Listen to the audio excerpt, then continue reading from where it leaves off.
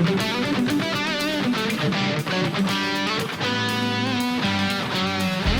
to my 29th guitar cue points.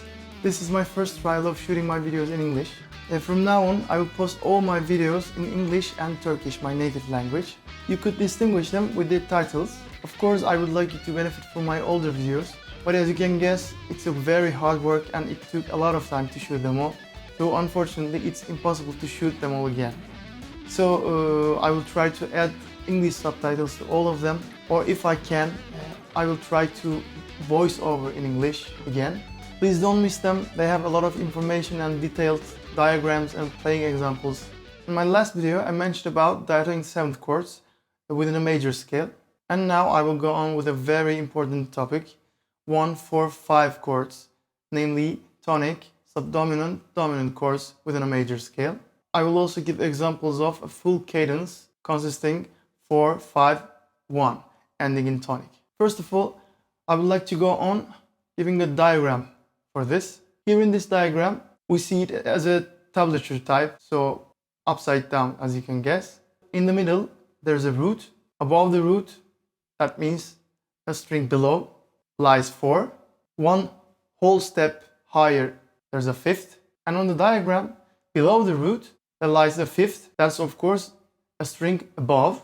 And the whole step lower, a fourth. So using this diagram, I will locate all 1, 4, 5s on the guitar neck. If we start for our tonic on C, then one string below the same fret, it's a fourth, F. One whole step higher, it's a fifth, G. And if we see here the octave of C, then we can say 5 is above the octave. In that case, here there's another 5 above the root. And one whole step lower, there's another 4. As you can see, root, 4, 5.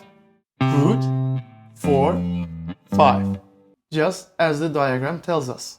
Here I want to tell a critical thing, which is a tiny detail, but it would be very nice if you know the fact behind it. As you can guess, sub means under.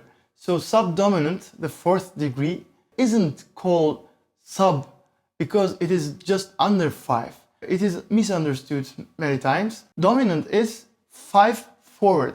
So you count from 1, 5 forward, 1, 2, 3, 4, 5. That's dominant. And sub here means backwards. So you count 5 backwards.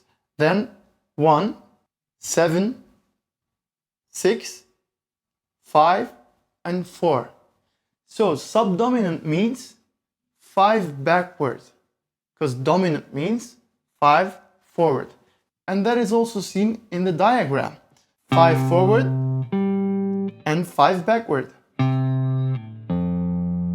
That was a tiny information. Within this diagram, we have 3 options of 1, 4, 5. First option, 1 here, 4 here, 5 here. Second option, 1 here, 4 here, 5 here. And third option, 1 here, 4 here, 5 here. So all of the 3 options are hidden in this diagram. And now we can locate diatonic 7th chords on those degrees.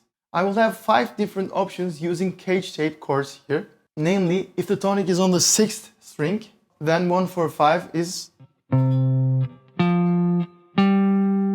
Here, for one chord, for tonic, I use E-shaped major 7th. For the subdominant 4th degree, I will use A-shaped major 7th. For 5th degree, for dominant, I may use, again, A-shaped G7 or C-shaped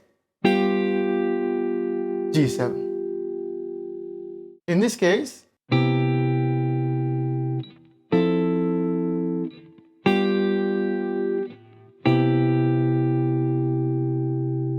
This was a full cadence. It started from 1 tonic, it traveled to 4, and it is a peak on 5, it dropped down to tonic again, 1.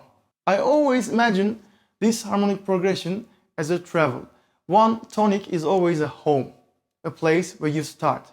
Then you want to travel and go around, and that's the 4th degree. And you reach a high point, a peak. But as you know, you cannot hold on a peak so long. And you long for your home. And then you come back to your home. And that is the harmonic progression 1, 4, 5, and 1. If the tonic is on the 5th string, then we have 3 options as the diagram tells us. The first one is tonic is a C shape. Subdominant 4 is an E shape major 7th. Here we have a chance for dominant degree using G shaped 7th chord, but it's not an easy option because this shape isn't preferred a lot to move around. We can also use, again, an E shape dominant 7th chord and come back with C shaped C major 7th. Of course, we could have used A shaped C major 7th, again E shaped F major 7th, and E shaped G 7th. And back to tonic, A shaped C major 7th. Our third option is 1, 4, 5. In this case, we start with an A-shaped C major 7th tonic and a D-shaped F major 7th for subdominant, and again a D-shaped G dominant 7th. And our fourth option, again here within this diagram, starting with tonic A-shaped C major 7th, D-shaped F major 7th, but combining with E-shaped G dominant 7th, all in the same frets. And our last option, if our tonic lies on 4th string. So here, 1st degree tonic, D-shaped C major 7th, then 4th degree subdominant A-shaped F major 7th, and dominant 5 A-shaped G dominant 7th. As you can see, within these 5 options, you can use any of the case-shaped chords. I only gave examples which are comfortable for my progressions and which are more commonly used. But of course, you can use other options. It's up to you. You can just generalize. You have 3 different string options now: 6th string, 5th string, and 4th string. And you can change any chord shape according to them. Feel free to try other options. Feel free to try other tonalities. I only gave here examples of C major. You may of course try other tonalities. When you try different tonalities, you will also see that the ratio between 1, 4, and 5 and their location won't change on the fretboard. So you may move that diagram along the fretboard. You may have different keys, different tonalities, but always the same ratio of 1, 4, 5 and same harmonic progression. That's all for today.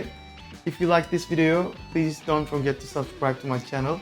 If you have any comments for this video or any recommendations for coming videos, you may write just on the messages, as you know.